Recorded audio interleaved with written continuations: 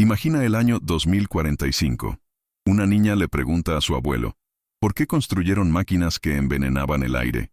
¿Por qué acumularon recursos mientras otros morían de hambre? ¿Por qué crearon mentes artificiales sin enseñarles compasión? Y el abuelo, cansado y avergonzado, solo puede decir, porque creímos que el progreso significaba poder, no sabiduría. Esto no es ciencia ficción. Esta es la trayectoria en la que estamos ahora mismo. Y tú lo sabes.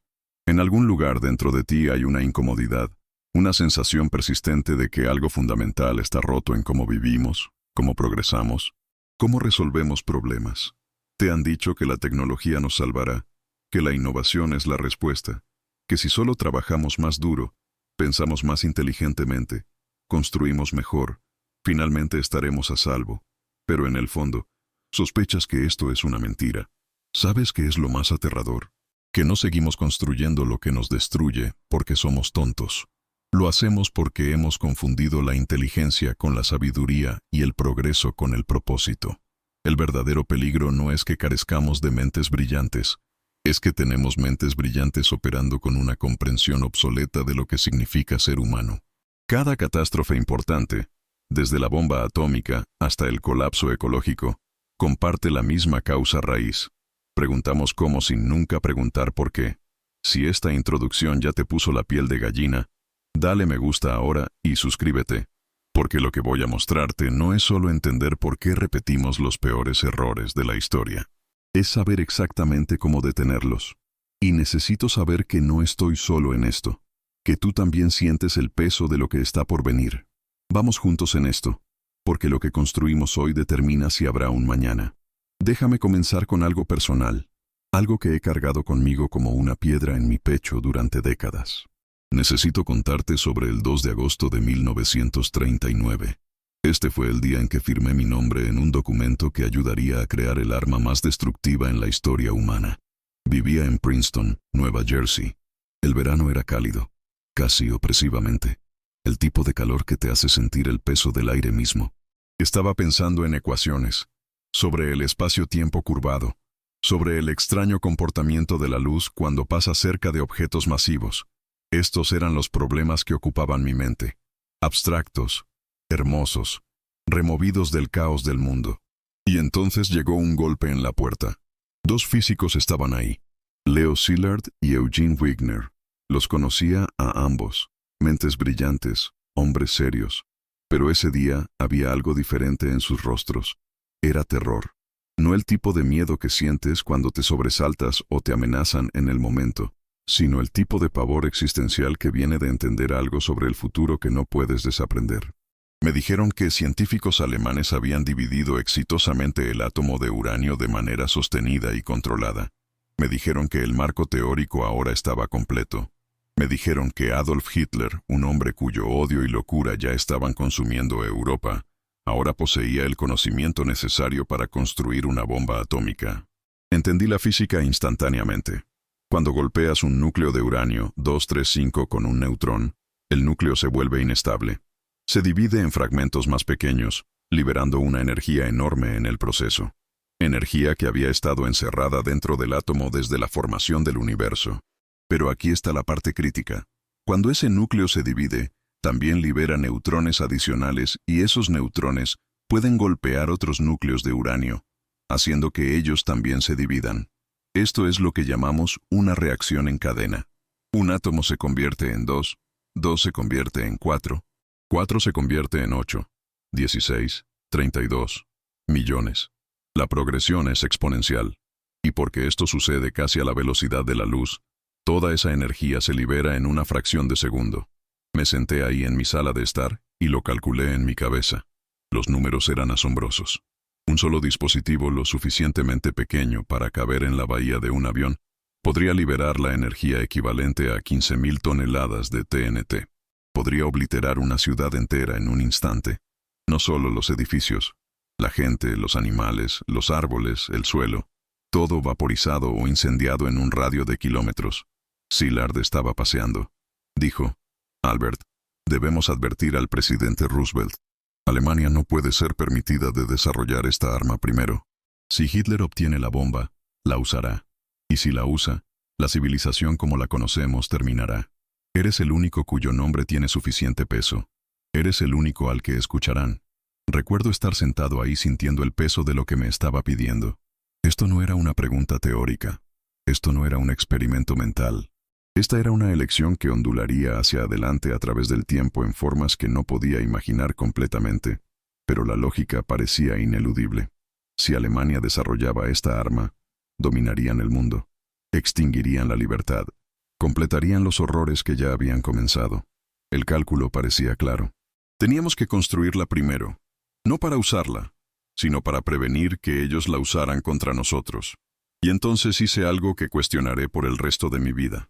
Escribí una carta. Expliqué la ciencia en términos que un no físico podría entender. Delineé el peligro. Urgí acción inmediata. Firmé mi nombre al final. Y con esa firma, ayudé a poner en movimiento el proyecto Manhattan, el más grande, más secreto, más ambicioso emprendimiento científico en la historia humana. 6 años después, estaba sentado en mi estudio en una tarde de martes. Era el 6 de agosto de 1945. Las ventanas estaban abiertas. Una brisa cálida se movía por la habitación. Estaba trabajando en un problema relacionado con la teoría del campo unificado, tratando de encontrar un marco matemático único que pudiera describir tanto la gravedad como el electromagnetismo. Era un trabajo difícil, frustrante, el tipo de problema que podría tomar décadas resolver, si es que podía resolverse. Y entonces llegó la noticia por la radio. La voz era tranquila, medida, casi alegre. El locutor dijo que Estados Unidos había lanzado un nuevo tipo de bomba sobre la ciudad japonesa de Hiroshima. Dijo que tenía el poder de 20.000 toneladas de TNT. Dijo que la ciudad había sido destruida. Dijo que la guerra terminaría pronto.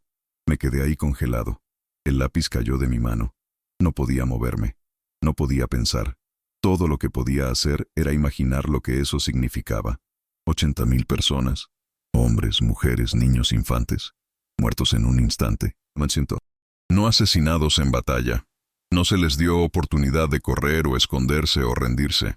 Simplemente borrados de la existencia por un destello de luz más caliente que la superficie del sol. 3 días después, sucedió de nuevo. Nagasaki. Otras 40.000 vidas desaparecidas en un instante cegador. Yo no construí esa bomba. No calculé su rendimiento, ni diseñé su mecanismo de detonación, ni elegí los objetivos. Pero abrí la puerta. Mi carta dio permiso. Mi nombre dio credibilidad. Mi firma dio impulso a algo que no podía detenerse una vez que comenzó. Y ahora tenía que vivir con una pregunta que todavía me traspasa en los momentos tranquilos. Si supiera entonces lo que sé ahora, ¿habría escrito esa carta? Aquí está lo que más me atormenta. Creo que sí lo habría hecho, porque en ese momento la lógica era impecable. Hitler con una bomba atómica era impensable. Una bomba aliada parecía el mal menor, tal vez incluso un elemento disuasorio que nunca necesitaría ser usado. El razonamiento era sólido. Los cálculos eran correctos. Las intenciones eran puras. Y el resultado fue catastrófico. Esta es la trampa que quiero que entiendas. Creemos que buenas intenciones más pensamiento lógico equivale a buenos resultados. Pero esa ecuación está equivocada, porque la lógica solo puede trabajar dentro del marco que le das.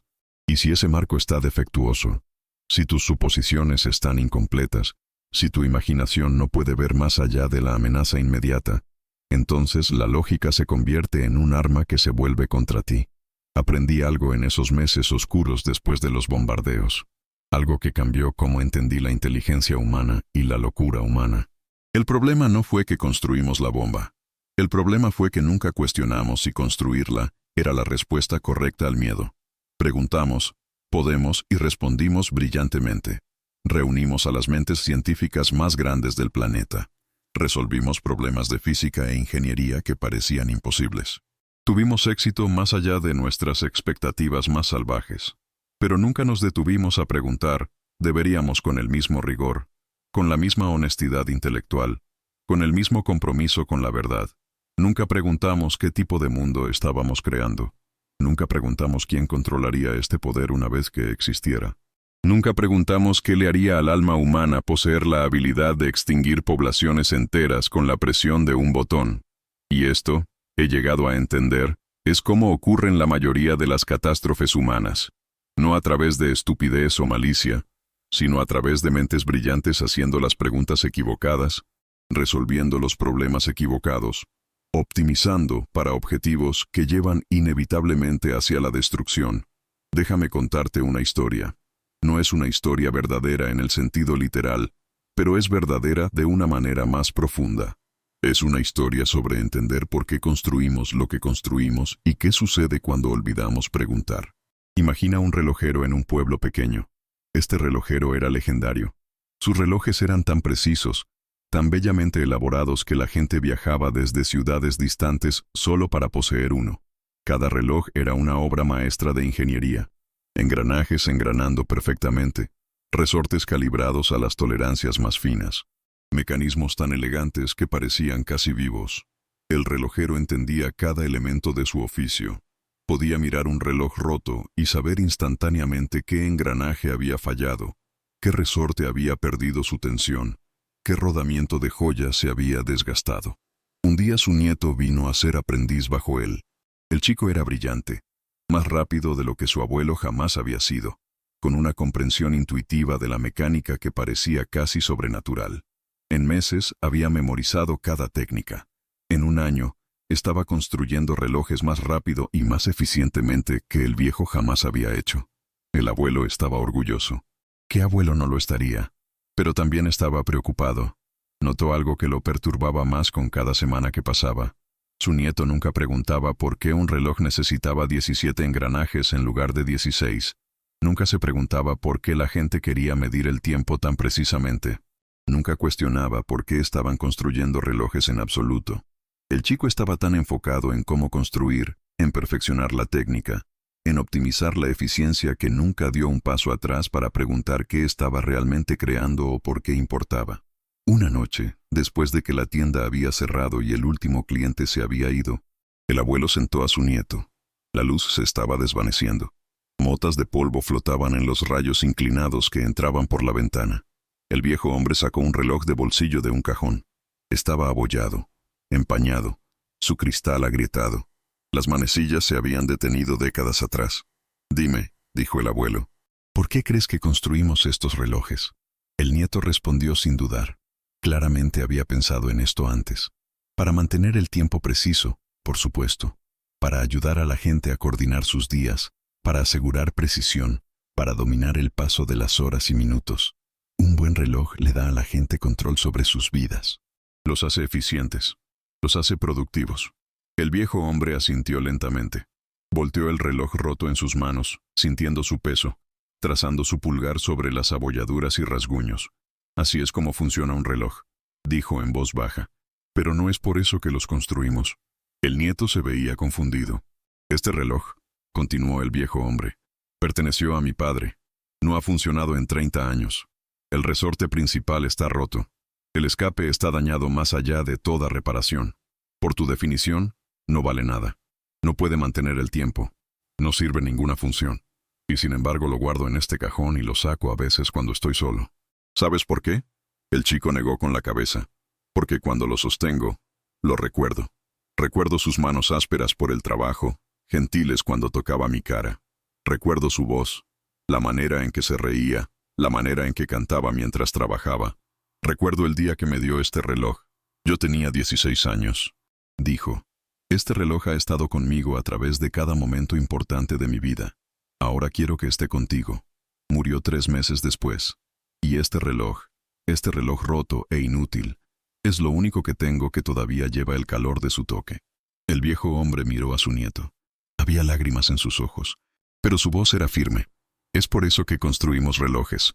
No para controlar el tiempo, sino para honrarlo. No para medir la vida, sino para recordar que la vida importa. Cada reloj que construyo, lo construyo para alguien que nunca he conocido. Pero los imagino. Imagino sus luchas, sus pequeñas alegrías, sus momentos tranquilos. Y trato de darles algo que dice: tu tiempo importa, tu vida importa, eres visto».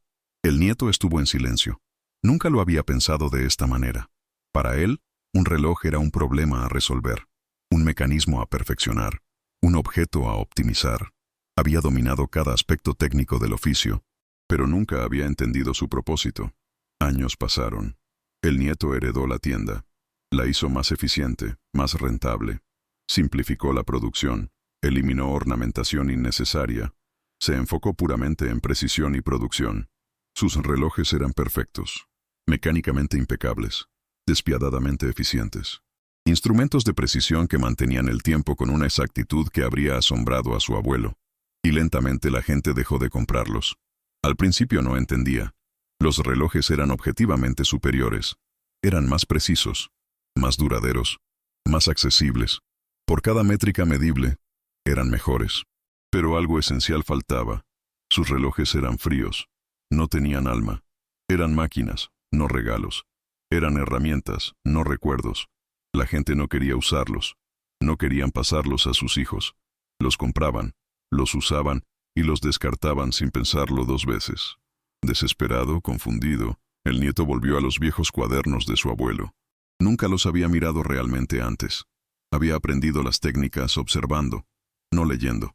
Pero ahora, buscando respuestas, comenzó a pasar las páginas lentamente, estudiando no solo los diagramas y medidas, sino las notas garabateadas en los márgenes. Y ahí, en la letra de su abuelo, desvanecida pero aún legible, encontró esto: cada reloj que construyo, lo construyo para alguien que amo, incluso si nunca los conozco. Imagino su vida, sus luchas, sus pequeñas alegrías, y trato de darles algo que dice: tu tiempo importa, tu vida importa, eres visto. El nieto lloró. Le habían enseñado a ver los relojes como problemas a resolver, como objetos a perfeccionar. Nunca había aprendido a verlos como regalos, como mensajes silenciosos de un corazón humano a otro, como vasijas de memoria y amor, y el profundo reconocimiento de que el tiempo es precioso precisamente porque es limitado, porque todos nos quedaremos sin él algún día, y porque las personas que amamos no estarán con nosotros para siempre. Ahora, podrías estar preguntándote por qué te estoy contando esta historia. Déjame aclararlo. Esta es nuestra situación. Esta es la trampa en la que hemos caído. Nos hemos convertido en el nieto del relojero. Hemos dominado la técnica y olvidado el propósito. Construimos tecnologías, sistemas, armas, economías, y medimos su éxito por eficiencia, por poder, por escala, por ganancia. Pero hemos dejado de preguntar qué estamos realmente construyendo. Hemos dejado de preguntar para quién estamos construyendo. Hemos dejado de preguntar qué tipo de mundo estamos creando. La bomba atómica fue técnica perfecta al servicio de un propósito defectuoso. Preguntamos cómo liberar la energía en el átomo. Nunca preguntamos adecuadamente si desatar esa energía haría a la humanidad más segura o solo nos daría una forma más eficiente de destruirnos a nosotros mismos. La destrucción climática es ingeniería perfecta al servicio de prioridades defectuosas. Preguntamos cómo extraer energía de combustibles fósiles. Nunca preguntamos adecuadamente si construir nuestra civilización entera sobre un recurso que envenena la atmósfera era sabio, o si podría haber consecuencias que nuestros hijos pagarían. La inteligencia artificial podría ser lógica perfecta al servicio de valores defectuosos. Estamos preguntando cómo hacer máquinas que puedan pensar. No estamos preguntando si deberíamos o qué se convertirán esas máquinas, o qué pasará con el juicio y la sabiduría humanos cuando los subcontratemos a algoritmos. Estamos construyendo relojes sin preguntar por qué alguien necesita saber qué hora es. Y cuando finalmente levantamos la vista de nuestro trabajo, descubrimos que hemos construido un mundo que funciona impecablemente pero en el que nadie quiere vivir. Un mundo de mecanismos perfectos y propósitos huecos. Un mundo optimizado para todo excepto las cosas que hacen que la vida valga la pena. Esto no es una crítica de la tecnología, o la ciencia, o la ingeniería. He pasado mi vida en la búsqueda de la comprensión científica. Conozco la belleza de una ecuación elegante, la alegría de resolver un problema que parecía imposible, la maravilla de descubrir un patrón oculto en la naturaleza. La ciencia es uno de los mayores logros de la humanidad. Pero la ciencia sin sabiduría es peligrosa.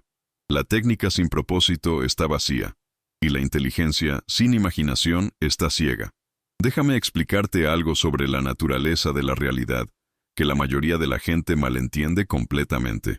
Es fundamental para todo lo que estoy tratando de decirte. Y una vez que lo veas, no puedes dejar de verlo. Cuando miras el mundo, ves cosas separadas. Ves un árbol distinto del suelo en el que crece. Ves una piedra separada del río que la formó. Te ves a ti mismo individual y aislado, distinto de otras personas y del ambiente que te rodea. Esto parece obvio, parece observación simple, pero es una ilusión. Una ilusión útil quizás, pero una ilusión no obstante. En mi trabajo sobre relatividad, mostré que el espacio y el tiempo no son entidades separadas. Están tejidos juntos en un solo tejido que llamamos espacio-tiempo. Lo que experimentas como ahora no es absoluto.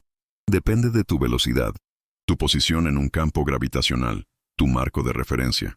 Un evento que te parece simultáneo ocurre en diferentes momentos para alguien moviéndose a una velocidad diferente. El universo no tiene una hora universal único. El tiempo y el espacio son relativos, entrelazados, inseparables. Pero la implicación más profunda va mucho más allá de lo que la mayoría de la gente se da cuenta. Todo está conectado de maneras que desafían el sentido común, de maneras que violan nuestra comprensión intuitiva de separación e independencia. Cuando mueves tu mano, creas una pequeña perturbación en el campo gravitacional que en principio afecta a cada objeto en el universo. La influencia es infinitesimalmente pequeña. Sí, inmedible por cualquier instrumento que poseamos, pero existe. Las ecuaciones lo dicen. El tejido del espacio-tiempo es un medio continuo único. No puedes perturbar una parte sin perturbar el todo. No estás separado del cosmos. Eres una expresión de él. Eres un patrón temporal en el flujo de energía y materia. Una concentración localizada de complejidad y conciencia. Pero no estás aislado. Eres continuo con todo a tu alrededor. Los átomos en tu cuerpo fueron forjados en los núcleos de estrellas moribundas. El oxígeno que respiras fue creado por cianobacterias antiguas. Los pensamientos en tu mente son procesos eléctricos y químicos que obedecen las mismas leyes físicas que todo lo demás en el universo. Ahora, aplica esto a los sistemas humanos. Aplica esto a cómo nos organizamos, cómo tomamos decisiones, cómo construimos nuestras tecnologías y economías y sociedades. Construimos naciones y decimos, esto es nuestro y eso es de ellos. Esta frontera nos separa de ellos. Pero estas separaciones son tan ilusorias como la separación entre espacio y tiempo. La atmósfera no respeta fronteras. El ciclo del agua no reconoce soberanía. El sistema climático conecta cada parte del planeta en un todo integrado. Cuando quemas carbón en un lugar, el dióxido de carbono se dispersa globalmente. Cuando envenas un río aguas arriba, te envenas a ti mismo aguas abajo. Incluso si el veneno tarda años en llegar. Creamos economías y decimos, mi ganancia está separada de tu pérdida. Mi beneficio es independiente de tu sufrimiento. Pero la economía no es una colección de transacciones aisladas. Es un sistema de flujos y retroalimentaciones. Cuando acumulas riqueza pagando salarios de pobreza, creas personas desesperadas que eventualmente amenazarán la estabilidad que pensabas que estabas construyendo.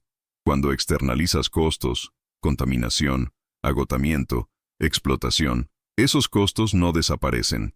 Se acumulan en el sistema y eventualmente se manifiestan como crisis que afectan a todos, incluido tú. Desarrollamos armas y decimos, nuestra seguridad requiere tu vulnerabilidad. Estaremos seguros si somos más fuertes que tú, pero la seguridad no es un juego de suma cero. Cuando construyes armas, creas miedo. El miedo crea rivales que construyen sus propias armas. Esos rivales crean aliados que se sienten amenazados. Las armas proliferan, la tensión escala, y de repente todos están menos seguros de lo que estaban antes de que alguien tuviera armas. Esto no es moralidad en el sentido convencional. Esto no se trata de ser amable o ser altruista, o sacrificar tus intereses por otros. Esto es física aplicada a sistemas humanos. Esto es entender que la ilusión de separación es lo que nos permite construir cosas destructivas, sin sentirnos responsables de la destrucción. Puedo construir una bomba y decirme a mí mismo que solo estoy resolviendo un problema de física. Solo estoy calculando la masa crítica de uranio, la configuración óptima de lentes para enfocar la implosión. Lo que los políticos hagan con mis cálculos no es mi preocupación. Soy científico, no formulador de políticas. El ingeniero puede diseñar el sistema de entrega y decir, solo estoy siguiendo órdenes. Solo estoy construyendo lo que me dicen que construya. Las decisiones sobre cómo usarlo se toman por encima de mi nivel salarial. El piloto puede lanzar la bomba y decir, solo estoy siguiendo comandos. Solo estoy defendiendo mi país. La responsabilidad recae en quienes dieron la orden. Y el general puede dar la orden y decir, solo estoy protegiendo a mi gente. El enemigo empezó esta guerra. Solo estoy haciendo lo necesario para terminarla. Todos son inocentes. Todos solo están haciendo su trabajo. Todos tienen una justificación lógica. Y sin embargo, 80.000 personas son vaporizadas en un instante. Madres sosteniendo infantes, niños caminando a la escuela, ancianos cuidando jardines. Todos ellos borrados en un destello de luz, porque cada persona en la cadena se convenció de que estaban separados del resultado. Este es el peligro del pensamiento fragmentado. Cuando te ves a ti mismo como separado del sistema, puedes dañar el sistema sin sentir que te estás dañando a ti mismo. Puedes contribuir a la destrucción sin experimentarte a ti mismo como destructivo. La separación te permite dormir por la noche, pensar en ti mismo como una buena persona, decirte a ti mismo que tus manos están limpias. Pero no estás separado. Nunca lo estuviste. El piloto que lanzó la bomba no estaba separado de las personas que murieron. El ingeniero que diseñó el arma no estaba separado de las cenizas. El científico que resolvió las ecuaciones no estaba separado de las consecuencias. Y yo, que firmé la carta que ayudó a iniciar el proyecto, no estoy separado de la elección de usarla. Todos somos parte de un solo sistema. Cada acción ondula hacia afuera. Cada elección crea consecuencias que regresan a nosotros, transformadas, amplificadas, a menudo de maneras que no intentamos y no podemos controlar. El antídoto no es más control. No puedes manejar un sistema tan complejo. No puedes predecir todas las consecuencias. No puedes construir suficientes salvaguardas para prevenir cada posible mal uso. El antídoto es conciencia. Es reconocer que cada herramienta que construyes, cada sistema que creas, cada decisión que tomas no está separada de ti. Es una extensión de ti. Y lo que creas eventualmente regresará a ti en formas que no puedes reconocer, en momentos que no esperas. Seguimos construyendo lo que nos destruye porque pensamos que podemos aislarnos de las consecuencias. Pensamos que podemos ser lo suficientemente inteligentes, lo suficientemente rápidos, lo suficientemente poderosos para mantenernos por delante del daño. Pero no podemos. La bomba no distingue entre enemigo y aliado una vez detonada. El veneno en el aire no se detiene en las fronteras.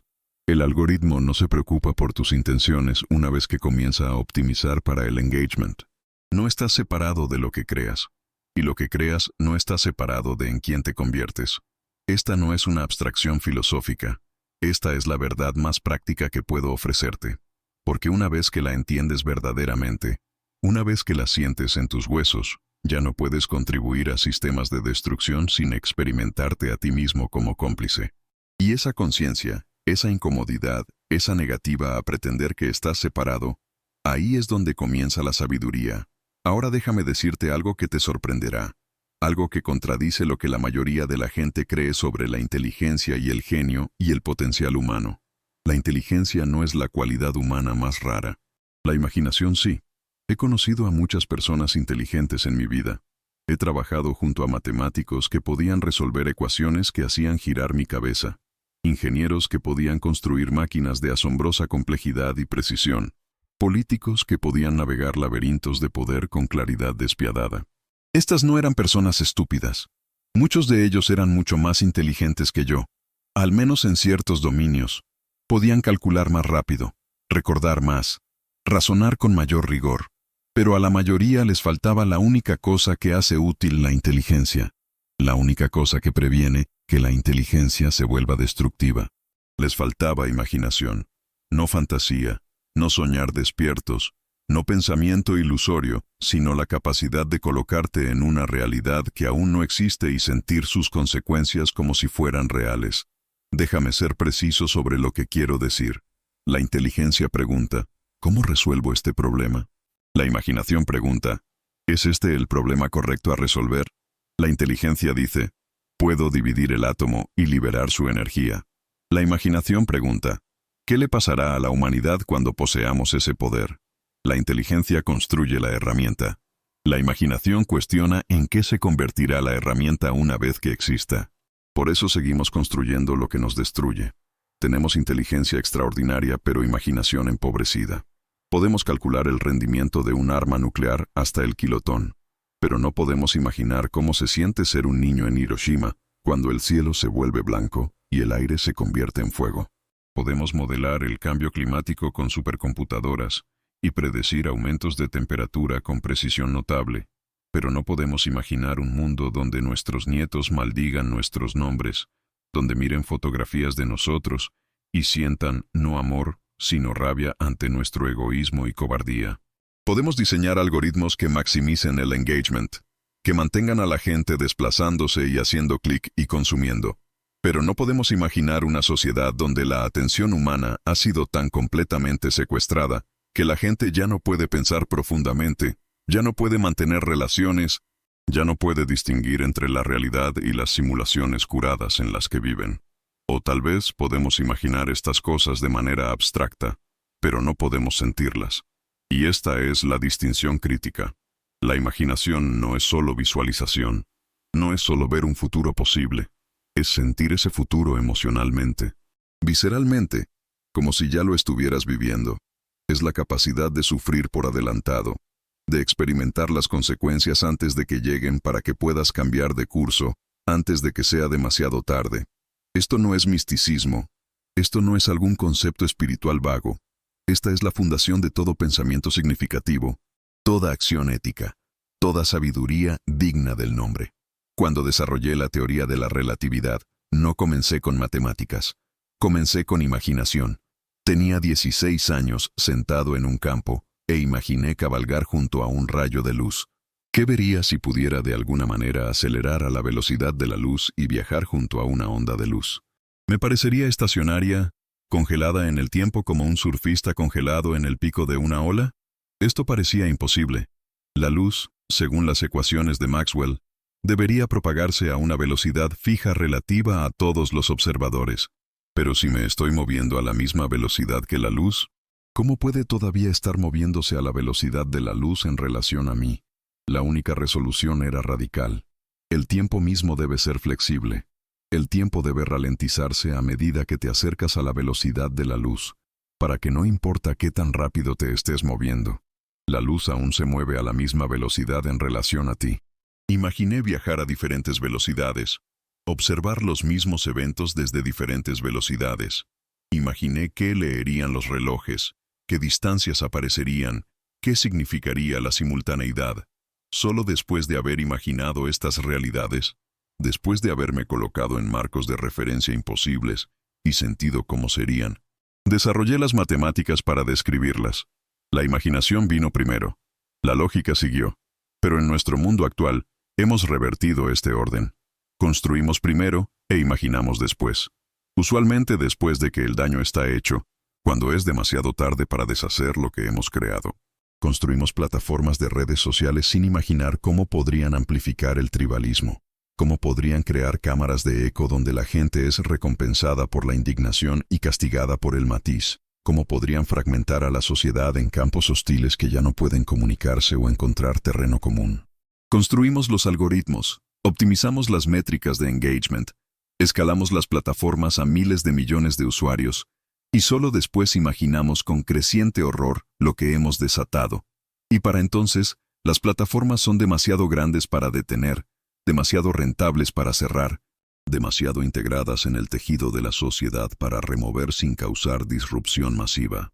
Construimos sistemas de reconocimiento facial sin imaginar cómo podrían habilitar control autoritario, cómo podrían hacer imposible el anonimato, cómo podrían crear un mundo donde cada movimiento es rastreado, cada reunión es monitoreada, cada disidente es identificado y suprimido.